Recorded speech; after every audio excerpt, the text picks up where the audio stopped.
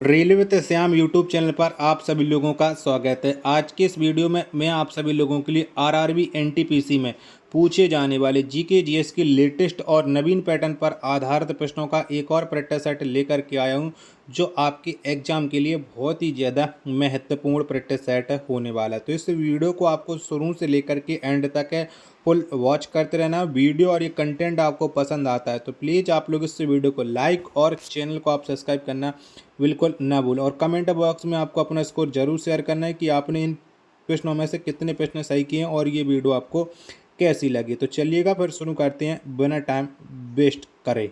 तो पहला प्रश्न आ जाता है कि हम्पी का विरूपाक्ष मंदिर किसे समर्पित है। तो बताओ ये कौन से देवता को समर्पित है हम्पी का विरूपाक्ष मंदिर। पहले प्रश्न का आंसर आपको बताना है कि पहले का राइट आंसर क्या हो जाएगा। तो हम्पी में जो विरूपाक्ष मंदिर स्थित है ये भगवान शिव को समर्पित है, यानी पहले प्रश्न का जो राइट आंसर होगा वो ऑप्शन संख्या ए है, करेक्ट आंसर हो जाएगा। नेक्स्ट प्रश्न आ जाता है प्रश्न संख्या 2 कि नाट्य शास्त्र पुस्तक को किसने लिखा था। तो बताओ किसके द्वारा ये नाट्य शास्त्र पुस्तक है लिखी गई। दूसरे प्रश्न का राइट आंसर क्या हो जाएगा। तो इस पुस्तक को जो लिखा है वो भरत मुनि ने लिखा है। दूसरे प्रश्न का बी ऑप्शन करेक्ट आंसर हो जाएगा। अगला प्रश्न आ जाता है प्रश्न संख्या 3 है कि निम्नलिखित में से किन पौधों से रक्तचाप का उपचार किया जा सकता है। तो बताओ इनमें से कौन से पौधे से हमें रक्तचाप का उपचार कर सकते हैं। प्रश्न संख्या 3 का राइट आंसर क्या हो जाएगा। तो ये सर्पगंधा से किया जा सकता है, यानी 3 का सी ऑप्शन करेक्ट आंसर हो जाएगा। अगला प्रश्न आ जाता है प्रश्न संख्या 4 है कि महाराष्ट्र के पारंपरिक लोक रंगमंच कौन सा है। तो बताओ इनमें से कौन सा है महाराष्ट्र का पारंपरिक लोक रंगमंच। प्रश्न संख्या 4 का आंसर आपको देना है कि 4 का राइट आंसर क्या हो जाएगा। तो ये हो जाएगा तमाशा, 4 का सी ऑप्शन करेक्ट आंसर हो जाएगा। अगला प्रश्न आ जाता है प्रश्न संख्या 5 है कि विदेशी धरती पर प्रथम भारतीय ध्वज भीकाजी कामा द्वारा 1907 में कहाँ फहराया गया था। तो बताओ कहाँ पर फहराया गया था। तो मैडम भीकाजी कामा के द्वारा 1907 में जो भारत का राष्ट्रीय ध्वज फहराया था इन्होंने जर्मनी में फहराया था, यानी 5वें प्रश्न का डी ऑप्शन करेक्ट आंसर हो जाएगा। चलिएगा अगला प्रश्न आ जाता है प्रश्न संख्या 6 कंप्यूटर क्षेत्र में फोटोन का पूर्ण रूप क्या है। तो बताओ इसका फुल फॉर्म क्या हो जाता है। ये प्रश्न संख्या 6वें का आंसर आपको बताना है। तो फोटोन का जो फुल फॉर्म होता है पूर्ण रूप होता है वो होता है फार्मूला ट्रांसलेशन, यानी 6वें प्रश्न का सी ऑप्शन करेक्ट आंसर हो जाएगा। अगला प्रश्न आ जाता है प्रश्न संख्या 7 है कि भारत में राष्ट्रीय विज्ञान दिवस किस तिथि को मनाया जाता है। तो बताओ हम कब मनाते हैं राष्ट्रीय विज्ञान दिवस। प्रश्न संख्या 7 का राइट आंसर क्या हो जाएगा। तो राष्ट्रीय विज्ञान दिवस ये प्रत्येक वर्ष से 28 फरवरी को मनाया जाता है। कब 28 फरवरी को। प्रश्न संख्या 7 का डी ऑप्शन करेक्ट आंसर हो जाएगा। वीडियो अगर आपको पसंद आ रही होगी तो प्लीज़ आप लोग इस वीडियो को लाइक और चैनल को आप लोग सब्सक्राइब करना बिल्कुल ना भूलें। 8वें नंबर का प्रश्न है जोनबिल मेला किस राज्य में लगता है। तो बताओ ये कहाँ पर लगता है जोनबिल मेला। 8वें प्रश्न का राइट आंसर क्या हो जाएगा। तो ये लगता है असम में। 8 का डी ऑप्शन करेक्ट आंसर हो जाएगा। नेक्स्ट प्रश्न आ जाता है प्रश्न संख्या 9 किस बौद्ध ग्रंथ में भिक्षुओं के लिए नियमों का उल्लेख है। तो बताओ किस बौद्ध ग्रंथ में भिक्षुओं के लिए नियमों का उल्लेख मिलता है। 9वें प्रश्न का राइट आंसर क्या हो जाएगा। तो ये उल्लेख मिलता है विनय पिटक में। कहाँ पर विनय पिटक में। 9वें प्रश्न का बी ऑप्शन करेक्ट आंसर हो जाएगा। अगला प्रश्न आता है प्रश्न संख्या 10 आ जाता है कि महात्मा गांधी ने राजनीति में किसे अपना गुरु माना था। तो बताओ यानी महात्मा जी के आपको राजनीतिक गुरु बताना है। तो महात्मा गांधी के जो राजनीतिक गुरु थे वो थे गोपाल कृष्ण गोखले। कौन थे। गोपाल कृष्ण गोखले थे। 10 का बी ऑप्शन करेक्ट आंसर हो जाएगा। अगला प्रश्न आ जाता है प्रश्न संख्या 11 भारतीय रेलवे के 17वां जोन कौन सा है। तो बताओ इनमें से कौन सा हो जाएगा भारतीय रेलवे का 17वां जोन। 11वें प्रश्न का आंसर आपको देना है। तो ये हो जाएगा कोलकाता मेट्रो। 11 का ए ऑप्शन करेक्ट आंसर हो जाएगा। अगला प्रश्न प्रश्न संख्या 12 आ जाता है भारत के पहले सफल परमाणु परीक्षण का कोड नाम क्या था। तो बताओ इसका नाम क्या था। प्रश्न संख्या 12 का आंसर आपको देना है। तो भारत के पहले सफल परमाणु परीक्षण कोड का जो नाम था वो नाम था स्माइलिंग बुद्धा। क्या नाम था। स्माइलिंग बुद्धा। 12 का बी ऑप्शन करेक्ट आंसर हो जाएगा।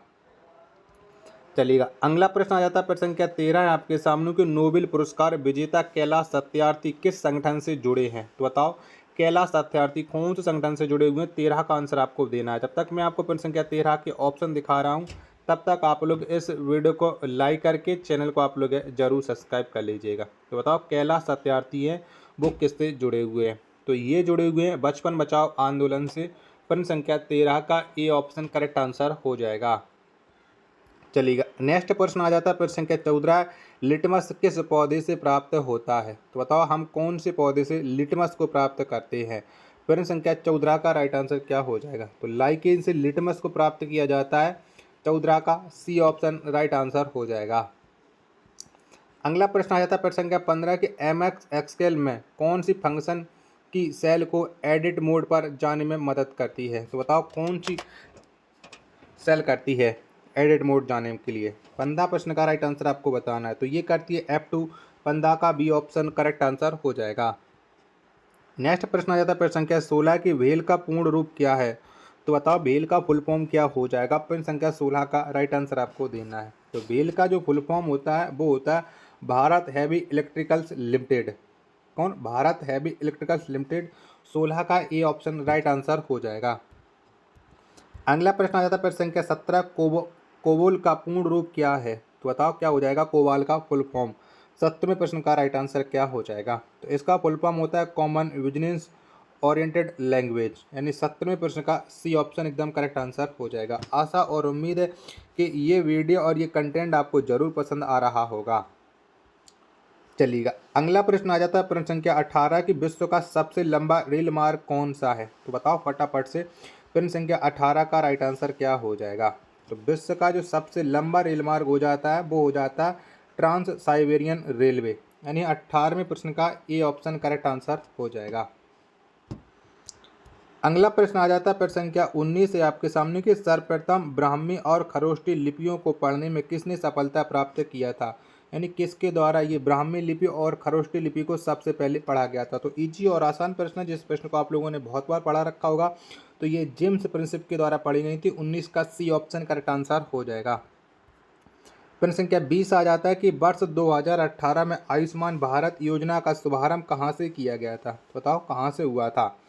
तो 2018 में जो आयुष्मान भारत योजना का शुभारंभ हुआ था ये हुआ था झारखंड से, यानी 20 का बी ऑप्शन करेक्ट आंसर हो जाएगा। अगला प्रश्न आ जाता है प्रश्न संख्या 21 है कि सैनिक विद्रोह के दौरान गवर्नर जनरल कौन था। तो बताओ जब सैनिक विद्रोह हुआ था उस समय गवर्नर जनरल कौन थे। 21वें प्रश्न का राइट आंसर क्या हो जाएगा, यानी 1857 में सैनिक विद्रोह हुआ था जिसे हम प्रथम स्वतंत्रता संग्राम बोलते हैं। तो उसके समय जो गवर्नर जनरल थे वो थे लॉर्ड कैनिंग, यानी 21वें प्रश्न का ए ऑप्शन करेक्ट आंसर हो जाएगा। अगला प्रश्न आ जाता है प्रश्न संख्या 22 है कि श्वसन प्रक्रिया में ग्लूकोज ऊर्जा प्रदान करने के लिए किस रूप में बदल जाता है। तो बताओ किसके रूप में ग्लूकोज बदल जाता है। 22 का आंसर आपको देना है। तो ग्लूकोज जो बदल जाता है वो बदल जाता है एटीपी के रूप में। किसके, एटीपी के रूप में बदल जाता है, यानी 22 का जो राइट आंसर होगा वो ऑप्शन संख्या बी है, करेक्ट आंसर हो जाएगा।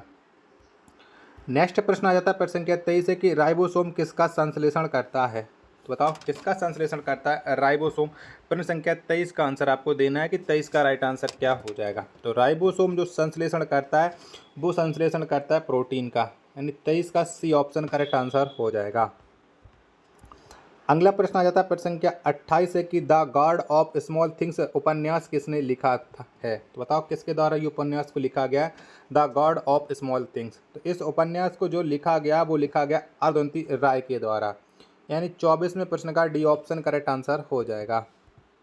नेक्स्ट प्रश्न आ जाता है प्रश्न संख्या 25 है कि भद्रा वन्यजीव अभ्यारण्य किस राज्य में स्थित है। तो कहाँ पर ये भद्रा वन्यजीव अभ्यारण्य, प्रश्न संख्या 25 का आंसर आपको बताना। जब तक मैं आपको ऑप्शन दिखा रहा हूँ तब तक आप लोग इस वीडियो को लाइक करके चैनल को आप लोग जरूर सब्सक्राइब कर लीजिएगा। तो कहाँ पर है भद्रा वन्यजीव अभ्यारण्य, प्रश्न संख्या 25 के चारों ऑप्शन आपकी स्क्रीन पर शो हो रहा है। तो ये है कर्नाटक में। 25वें प्रश्न का सी ऑप्शन एकदम करेक्ट आंसर हो जाएगा। नेक्स्ट प्रश्न आ जाता है प्रश्न संख्या 26 के प्रणब मुखर्जी को किस वर्ष भारत रत्न दिया गया था। तो बताओ कब मिला था प्रणब मुखर्जी को भारत रत्न। तो इनको जो भारत रत्न मिला था वो 2019 में मिला था। 26वें प्रश्न का सी ऑप्शन करेक्ट आंसर हो जाएगा।